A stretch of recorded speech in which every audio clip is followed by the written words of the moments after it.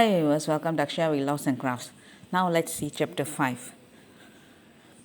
He first sang another song that was so entrancing, Kali unconsciously began to loosen her grip on her son, Muruga.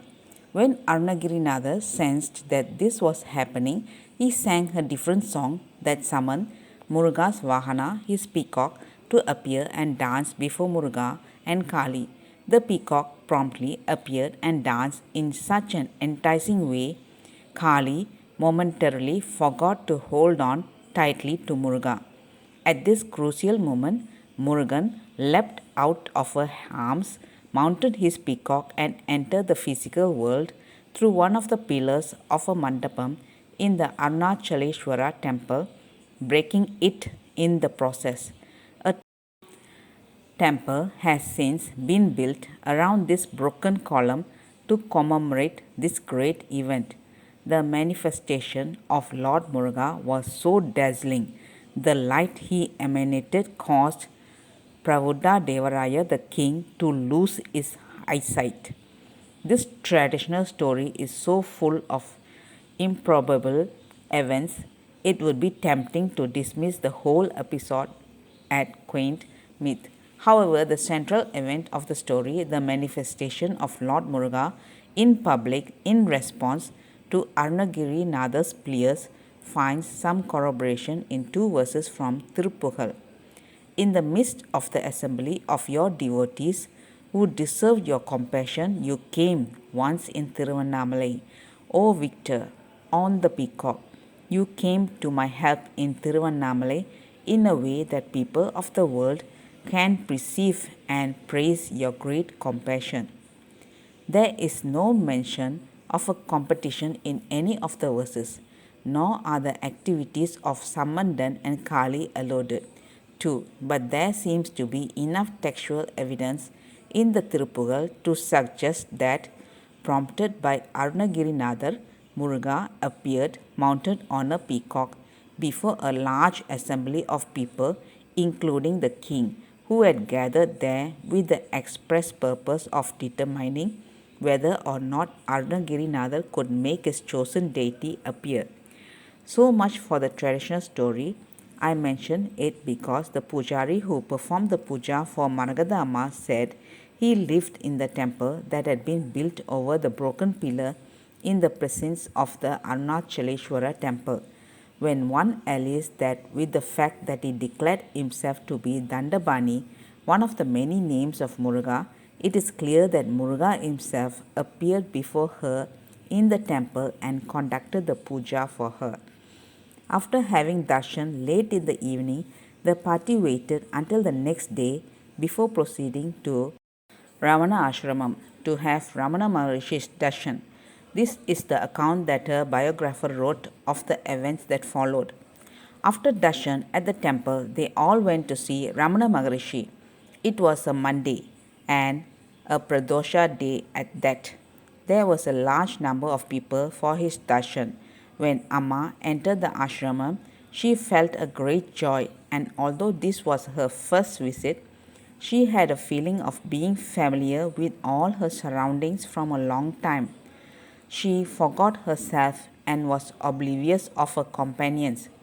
Her mind stopped, and all the five senses completely ceased their functions. Yet she could vaguely see from afar only Bhagavan Ramana in his reclining posture with eyes closed. His face was beaming with a brilliance, and there was not a shadow of the pain he was actually suffering from. She felt as if she was floating in an ocean of bliss and was being carried away beyond the dualities. When Amma came near Bhagavan, she was abruptly shaken from a stupor as if by an electric shock. The whole body started trembling and her heart was pounding hard. She prostrated before him and looked up. At that instant, Bhagavan's gaze fell on her.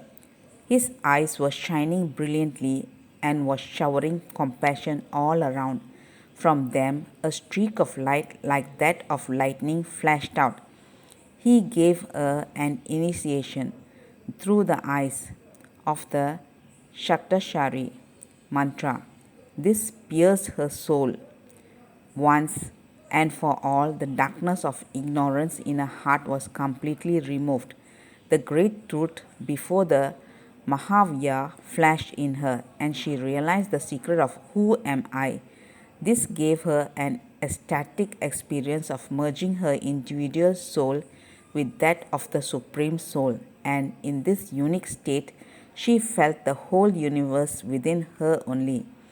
She was in a daze and she could just visualize her party offering various fruits at Bhagavan's feet. Amma had brought only seedless grapes. Maharishi that morning was in a jovial mood and remarked, "Have you had the darshan of Dandapani?" His mention of the word Dandapani sent a thrill through the heart of his listeners, since they felt that Maharishi was confirming that the boy who had done puja for them the previous night was no other than Lord Muruga himself. And then, pointing to the grapes brought by Amma, Ramana Maharishi said, "These grapes, this body likes very much." He took a grape and put it in his mouth and distributed the rest to all. It may seem a little incautious that Bhagavan initiated her into this particular mantra, but that seemed to be part of her destiny. Throughout her life, whenever she came into the presence of great beings, she found herself being initiated into this particular mantra. It happened 6 times in all. In this case, though, it seemed to be accompanied by a direct experience of the self, the true impost of the mantra. Bhagavan not only gave her the mantra, he also gave her the fruit of chanting it. The party left Tiruvannamalai that day, but 2 weeks later, Maragadamma returned because she had heard that Bhagavan was seriously ill. A second darshan ensued. On 12th April 1950, Amma and others went to Sri Ramana Maharishi again as his physical condition was reported to be very serious. His left arm, which has been operated on, was under bandage. There was a stream of visitors to see him, and so each visitor was allowed just a minute to tarry by his side. Amma's turn came. She wanted to prostrate to the Maharishi, but she held in her hand a copy of Ramana's photo, which she had brought earlier at a stall. Even as she was wondering whether to place it, Ramana himself took it from her and held it in his right hand, enabling Amma to do proper pranam to him. Then he smiled, gave her back the photocopy, and held his right hand in Abhaya Mudra. Amma felt sad at not being able to converse with him. 2 days later, the world heard the news that Maharishi has attained Mahasamadhi.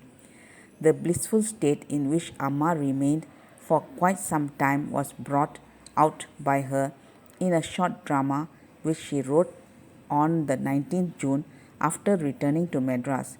This was titled Jiva Brahma Aikya, the union of Jiva and Brahman. Amma gave the above script to Chengalvarayan Pillai for perusal. At the time, Muruganar, a Ramana Bhakta, was with Pillai. Pillai read through the dramas appreciatively and then handed it over to Muruganar, who took it with him to his own space. Going through the drama, he was highly thrilled and commented that even after being with Bhagavan for a long period, he could not get such an experience, and even if he had won, he would not have been able to give such vivid expression to it. Amma's exposition and explanation of the blissful state of Samadhi was so convincing that Muruganar asked Chengalvarayan to get it published. So the script was given to Sri Pani for publishing. Unfortunately, however, it was eaten away by termites while on the shelf. Pani was quite upset and ran to Amma and requested her to write it out again. But Amma, who was not in the least perturbed, said once the Jiva Brahma Aikya had taken place, there was no need for any article on drama, and that was probably why the manuscript got destroyed. Let's see in the next chapter. Thank you, viewers. Bye bye, viewers.